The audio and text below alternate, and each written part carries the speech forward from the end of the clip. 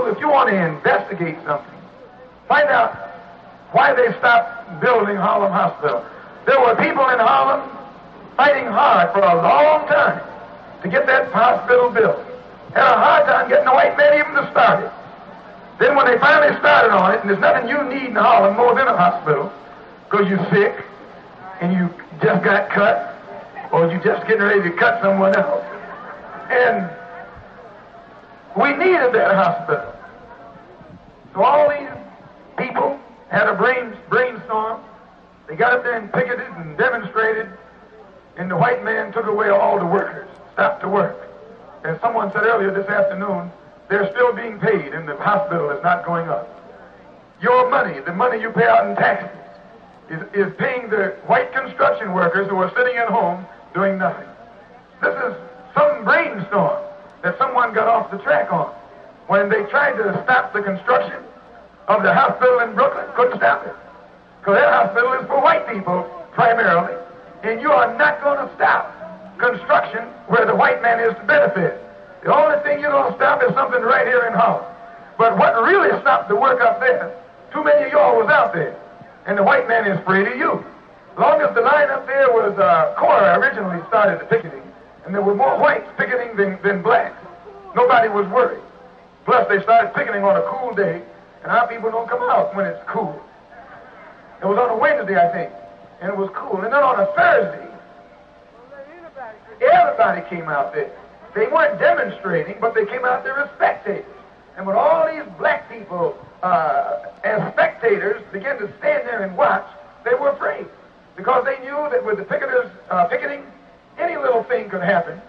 And even though you don't want to integrate, if the white man started beating some integrationist heads across the street, you couldn't stand there and watch it.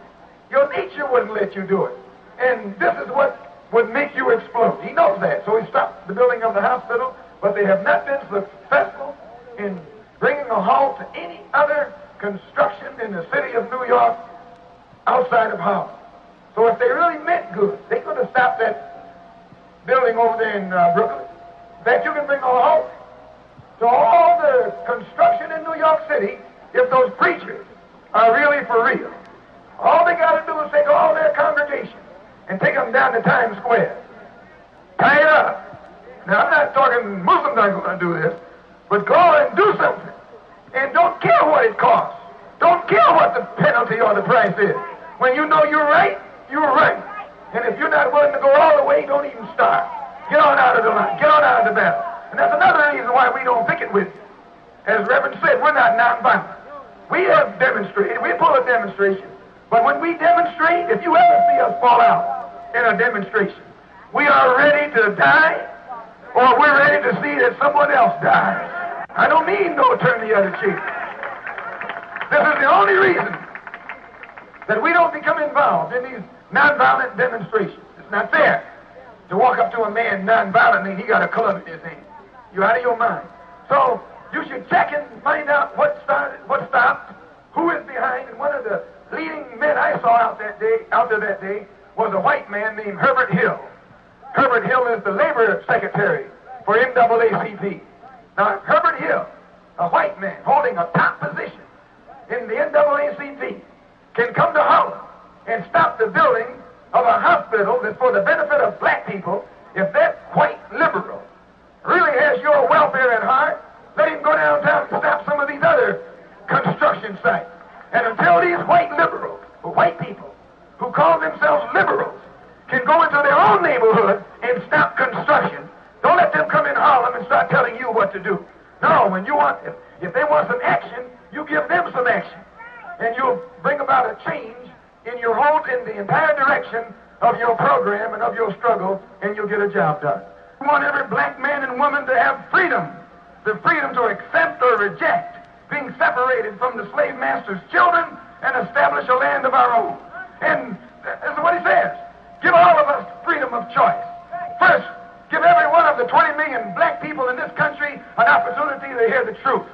Let them be taught the truth about the white man and the truth about the black man. Let them be taught the truth about God and the truth about the devil. Let them be taught the truth about heaven and the truth about hell.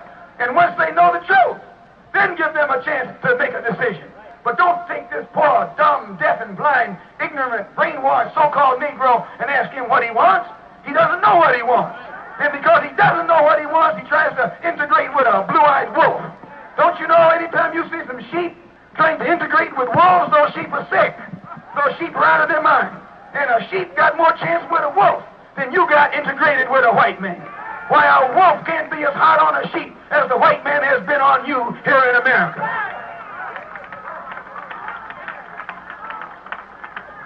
We want an immediate end to the police brutality and mob attacks against the so-called Negro throughout the United States. Yes, a complete end to the police brutality and mob attacks that our people are confronted by every single day, every single week, every single month, every single year across the land. Brother, show me those. You got those pictures? Brother, grab that picture of Brother Ronald. Let me show you what I mean by police brutality and mob attacks. Come over here with that. Here is a man, a Korean vet. This is a black man, a Korean vet. Went to war in Korea fighting for America. Risked his life fighting for America. And came back to this country and was shot down by the white man like a dog. Not some Ku Klux Klansman down in Mississippi. This black man was shot through the heart by policemen in Los Angeles, California. And they are dumb enough to think we have forgotten it. We are Muslim, never forget. You don't kill our brother. We don't never forget. You don't shoot one of us and then grin in our face. You don't shoot one of us and then shake our hands and think we forget it. No, we never forget. We'll never forget. Someone has to pay. Somewhere, somehow, someone has to pay. When a snake bites your children, you don't go and look for the snake that has blood on his jaws. Any old snake will do. Any old snake will do. They shot him through the heart. And as he lay dying on the sidewalk, they beat that hole in his head with police clubs. Not in Mississippi, but in Los Angeles, California. Not in the South, right there in the North, in the West. Here it shows men, black men, laying all over the sidewalk, shot down by police bullets. Not men who were guilty of some crime, not men who were drunk, not men who attacked anyone, but they shot their way into our mosque. Shot their way into our religious sanctuary and got the audacity to walk around here talking about this is a country based upon the principles of freedom of religion and freedom of worship and freedom of speech. This country is based upon nothing but hypocrisy and is based upon nothing but the right of white people to mutilate and shoot down black people. This is the brutality that we're talking about. This is the crime that we're talking about. And you say we teach hate. What kind of hate are we teaching? We're telling you what happens to black people. And this man didn't get shot down because he was a Muslim. They didn't ask him what his religion was. They saw that he was black and they began to fire point blank. And then when they went to court, these Gestapo, they were the criminals. They didn't go to court. They charged him. He's a dead man. And they charged him with a crime. But these Negroes here, shot down, were charged with a crime. And you haven't heard anybody open their mouth about it.